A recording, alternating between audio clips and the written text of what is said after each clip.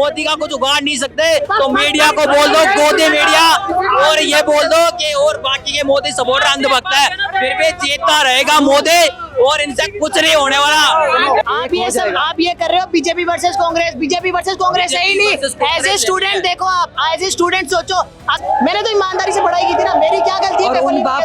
NDA के विरोध में नहीं हो, क्यों आए हो भाई? सुनो, क्यों आए हो? मोदी से सवाल पूछो, लेकिन राजस्थान में जो कांग्रेस की गवर्नमेंट में भी घपले हुए उन पे भी आवाज उठाओ। यहाँ पे कांग्रेस गलत थी, इनका वोट एक जगह बीजेपी के बाद। मेन मुख्य मांगे, फर्स्ट मांग तो हम शिक्षा मंत्री का इस्तीफा मांगते हैं। क्यों उनको इस्तीफा देना चाहिए? क्यों 2024 में भी पेपर लीक होता है नीट का, फिर 2026 में पेपर लीक होता है। आपको पता है कि जब पेपर लीक होता है, जब रामगढ़ से बीजेपी के नेता पेपर लीक करते हैं, तो बीजेपी के नेता तो बोलने की दूर की बात है, वो तो कुछ बोल भी नहीं रहे कि पेपर लीक पे बोलना चाहिए उनको कि पेपर लीक होता है। NEET, CUET, PG, UPSC, SI, ऐसा कोई सा पेपर नहीं है वो लीक नहीं होता। अगर पेपर लीक होगा तो गवर्नमेंट को बोलना चाहिए ना पेपर लीक हो रहा है। शिक्षा मंत्री क्यों बने बैठे हैं? वो इस्तीफा देना चाहिए ना, उन्हें जवाबदेही होनी चाहिए उनकी। और सुप्रीम कोर्ट के एक जज है, उनके द्वारा एक जजमेंट दिया जाता है कि जो स्टूडेंट है वो सिस्टम पे कॉकरोच की तरह से वार करते हैं। अरे भाई, कॉकरोच की तरह वार नहीं करेंगे तो कैसे करेंगे? हम कॉकरोच थोड़ी है। आपने पूरा स्टेटमेंट सुना था? मैंने स्टेटमेंट सुना है, उन्होंने बोला है। पहली बात तो अगर आपने ये स्टेटमेंट सुना तो उन्होंने स्टूडेंट का तो कहीं नाम नहीं लिया, और उन्होंने, अरे भैया एक मिनट, अभी मैं आपको सुना दूंगी। वकीलों के लिए बोला था उन्होंने, वकीलों के लिए बोला था उन्होंने कि भाई ये, क्योंकि वो एक ही केस को बार बार, मतलब उनका टारगेट फिक्स रहता था कि इस मुद्दे को उठाना है सुप्रीम कोर्ट में, उससे सुप्रीम कोर्ट का टाइम वेस्ट होता था। इसके लिए उन्होंने गुस्से में आकर ये कहा था। उनका मकसद कहीं भी बेरोजगार युवाओं को ऐसे हार्ड करने का बिल्कुल भी नहीं था, लेकिन फिर इन्होंने इसमें एक आपदा में अवसर खोजने की कोशिश की कि हमने ऐसा कर लेते हैं, कांग्रेस वो पार्टी बना लेते हैं और उसका टाइटल ये रख देंगे कि सीजीआई ने ऐसा कहा है। ऐसा उन्होंने बिल्कुल भी नहीं कहा था। जी हाँ, मैं भी यही बोलने की कोशिश कर रही हूँ भैया आपको। अगर आपने ये पूरा स्टेटमेंट सुना हो तो ये लॉयर के लिए था, पर इसका हाँ वार करते हैं सिस्टम पे। वार वो कब करेंगे ना, जब पेपर लीक हो गए, अत्याचार हो गए, स्टूडेंट हो गए, पेपर लीक हो रहे हैं, तो शिक्षा मंत्री को बोलना चाहिए ना पेपर लीक हो रहे। उन्होंने एक बार भी आपके प्रेस कॉन्फ्रेंस वगैरह मीडिया को बोला कि उसके जिस दिन ये साबित हो गया था कि पेपर लीक, उसके 2 दिन बाद में उन्होंने एग्जाम कैंसिल कर दी थी और प्रेस कॉन्फ्रेंस करके बताया था कि हम जल्द ही इसको शेड्यूल करके नई एग्जाम तारीख का ऐलान कर देंगे। और फिर उन्होंने ऐसा किया भी और उन्होंने विश्वास दिलाया है कि इस बार की जो एग्जाम होगी वो पूर्णतः सुरक्षित तरीके से होगी। और मतलब जो अगली एग्जाम होगी वो सीबीटी से होगी, कंप्यूटर बेस्ड होगी। एक मिनट, मैं आपकी आइडियोलॉजी सुनूंगी तो मैं उनकी भी सुनूंगी, मैं दोनों की सुनूंगी। आप भी बोलिए, अगर आपको इनको काउंटर करना है तो आप इधर आ जाइए, आप भी बोलिए। ये भाई ने बोला, अभी एजुकेशन मिनिस्टर ने बोला कि अब पेपर लीक नहीं होंगे, सीबीटी बेस्ड होंगे। 2024 में पेपर लीक हुआ, नीट लीक हुआ, 16 में हुआ, आज तक कुछ भी नहीं हुआ। 42 पेपर लीक्स, कुछ भी कार्रवाई नहीं हुई। कितने लोगों को कन्विक्ट किया? 0.1% रेशियो है कन्विक्शन का। जेल किसी को नहीं हुई। जेल होती है, थोड़ी सी कार्रवाई होती है, उसके बाद रिहाई। उसका जवाब मैं देना चाहता हूँ। वो उनकी एक गलती है कि 2024 के आरोपी छूट गए, लेकिन वो जमानत पे बाहर है, वो आरोप से बरी नहीं हुए। और रही बात, मैं राजस्थान में अपना है, राजस्थान की उदाहरण देना चाहता हूँ। राजस्थान में एक परीक्षा हुई थी, एसआई भर्ती परीक्षा, कांग्रेस के टाइम की 2021 में। उसमें 500 के लगभग पोस्ट थी। 154 लोग जो उसमें वो पेपर खरीद के उनको गिरफ्तार कर चुके हैं। 154 लोग, वो अभी जेल में है, उससे ज्यादा।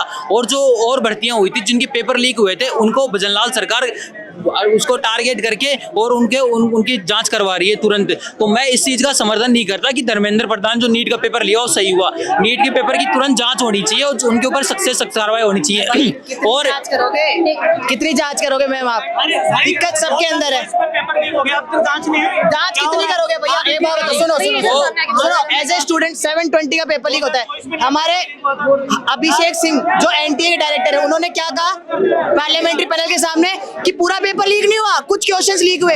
620 नंबर का पेपर लीक हो गया 720 में से, उसमें से कुछ क्वेश्चन, उसको लीक थोड़ी बोलेंगे। मतलब ऐसा है कि जो मर चुके हैं, मतलब जान चली गई है, लेकिन कुछ नहीं गया, बस वो सांस चली गई। ये क्या मतलब है? बात वही होगी कि अरे लीक तो हुआ ना, एक भी अगर क्वेश्चन लीक हुआ तो, लेकिन लीक हुआ। और यहाँ तो ऐसा होता है कि कुछ छोटे लोगों को गिरफ्तार कर लिया जाता है और हो गया बस। और जो ऊपर जो मेन है लीक करने वाले, जो ऊपर लेवल पे बैठे हैं, उनको तो और तो प्रमोशन करते हैं। इन्होंने बोला कि एयरफोर्स सुरक्षा प्रदान करेगी। चोर तो एनटीए के अंदर बैठे हैं, चोर तो गवर्नमेंट के अंदर बैठे हैं, तो एयरफोर्स क्या कर जो आरपीएससी जो राजस्थान में गवर्नमेंट एग्जाम कंडक्ट करवाती थी, उसका जो मतलब आरपीएससी का अधिकारी था किरोड़ी लाल मीणा ने आवाज उठाई थी। जो उनमें पेपर लीक हुआ था वो बत्ती लाल, उसका मतलब जो मेन था आरपीएससी का अधिकारी, वो निकला था। लेकिन जो अभी वो जेल के अंदर है क्योंकि भजनलाल सरकार उस पर एक्शन ले रही है। हम ये नहीं कह रहे कि उसके ऊपर कोई नीट पेपर लीक हुआ है उसके ऊपर कोई कार्रवाई नहीं होनी चाहिए।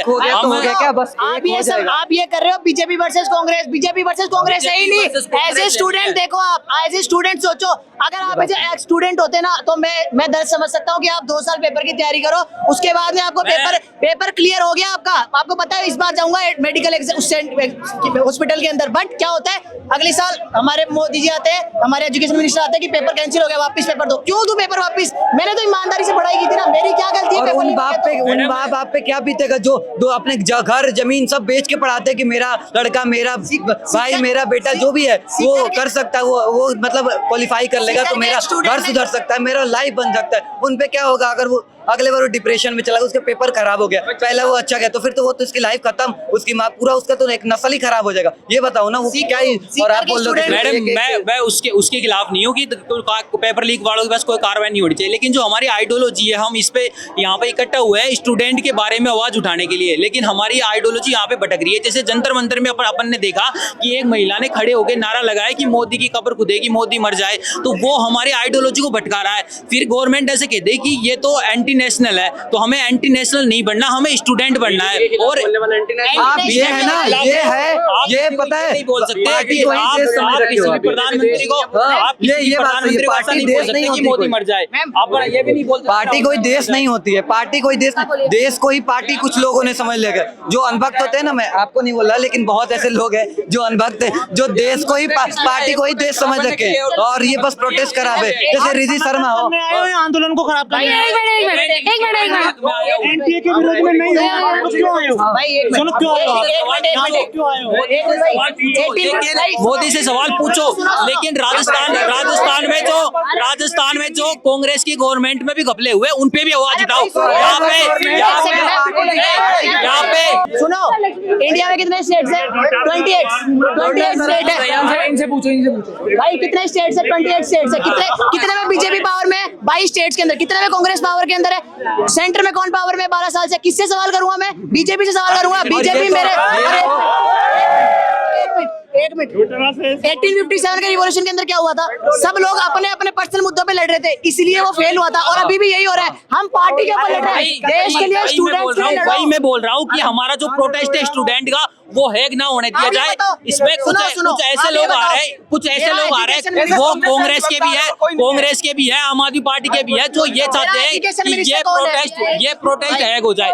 तो इसमें अगर स्टूडेंट का मामला एजुकेशन मिनिस्टर का इस्तीफा मांगो, लेकिन इसमें ऐसे लोग जो नारे लगा रहे हैं कि मोदी मर जाए, तो उनको अपन को यहाँ से प्रोटेस्ट से बाहर निकालना पड़ेगा। तो ये नारा लगाया है ना, सुनो, नारा लगाया है ना, सुनो, नारा लगाया है ना, बिल्कुल गलत लगाया है। वो देश के प्रधानमंत्री है, उनका सम्मान करना हमारे लिए। लेकिन तुम जो बोल रहे हो ना कि कांग्रेस बीजेपी, कांग्रेस बुरी थी, गई नहीं है, वो नहीं है कांग्रेस ने जो करा गलत करा, कुछ करा, जो भी करा गलत करा।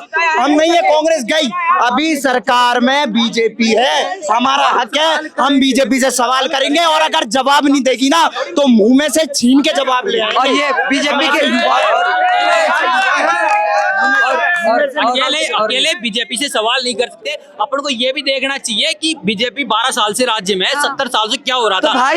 अपन को ये रखना चाहिए, ना मोदी भगवान है, ना कांग्रेस भगवान है। अपन को ये देखना चाहिए सुनो, तुम्हारा जो सवाल था ना मैडम, इनका सवाल था ना, उसका मैंने पहले ही जवाब दे दिया। आपने बोला कांग्रेस क्यों गलत हुआ, मैंने जवाब यही तो दिया था पहले, कांग्रेस गलत थी इसलिए नहीं है, कांग्रेस गलत थी इसलिए नहीं है। अब बीजेपी गलत है, ऐसे ही हम उखाड़ के फेंकेंगे इसको भी, ठीक है। ये बीजेपी लीडर का ही और जीत कैसे रही है बंगाल में? तो अरे फिर जीत भाई कैसे रही है? कि बंगाल का चुनाव ये कैसे जीत सकते हैं, बिहार का चुनाव कैसे जीत सकते हैं, वोट चोरी की है। तो भाई क्या करा है सरकार ने, लास्ट की मंजिल पे आग लगी है, 8वीं मंजिल पे ईवीएम जल गई। तो भाई मैं राहुल गांधी से राहुल गांधी हर राज्य में बोल रहे हैं, लेकिन महाराष्ट्र में कितने सालों से साफ है, यूपी में कितने सालों से साफ है, पश्चिम बंगाल में कितने सालों से कांग्रेस की सरकार नहीं आई। तब तो जब टीएमसी जीत रही थी तब ईवीएम हैक नहीं हो रही थी। कांग्रेस का तो ऐसे ही पत्ता सफाया हो रहा है। सुनो अगर है ना ये वोट देंगे ना, ये वोट सुनो, अगर ये वोट देंगे ना, ये चाहे कांग्रेस को दो, चाहे आम आदमी पार्टी को दो, चाहे आरएलपी को दो, इनका वोट एक जगह बीजेपी के बारे में एक जगह जाएगा। और राहुल गांधी ने जब इसके ऊपर आवाज उठाई कि पश्चिम बंगाल में वोट चोरी हुई है तो उसकी ईवीएमओ में आग लगा दी, तो उसका जवाब पता है सरकार ने क्या दिया है, ना बजेगा, ना रहेगा बांस, ना बजेगी बांस, ना तो सबूत देंगे। सुनो पेपर लीक हुआ ना, सुनो पेपर लीक हुआ था ना, उसके बाद जो शिक्षा मंत्रालय ने वहां पे आग लग गई। मतलब ये इतना तगड़ा इत्तेफाक, इतना तगड़ा कोइंसिडेंस, यहाँ पे तो आग लगनी थी। और ये बताओ इलेक्शन कमीशन ने जो हमारा क्या कहा था, जब राहुल गांधी ने फुटेज मांगी थी तो इलेक्शन कमीशन ने क्या कहा था, हम अपने बहन बेटियों को वीडियो साझा कर सकते हैं क्या? नहीं, वो वॉशरूम कोर्ट में भी तो गए थे राहुल गांधी। ये बताओ, कोर्ट में भी तो गए थे, कोर्ट में भी विश्वास नहीं है क्या आपको? भाई सुप्रीम कोर्ट में विश्वास नहीं है। सुनो इन्होंने ये बोला है कि सुप्रीम कोर्ट में नहीं गए। सुप्रीम कोर्ट ने राहुल गांधी के कहने से पहले ही पता है क्या कानून बना दिया कि आप जो शिक्षा वो है ना, जो इलेक्शन कमिश्नर है उसके ऊपर तो केस ही नहीं कर सकते। अब क्या करेंगे भाई? कोई सा ऐसा कानून नहीं है जिसमें ऐसा कहा गया है कि इलेक्शन कमीशन का केस नहीं है। अच्छा ठीक है,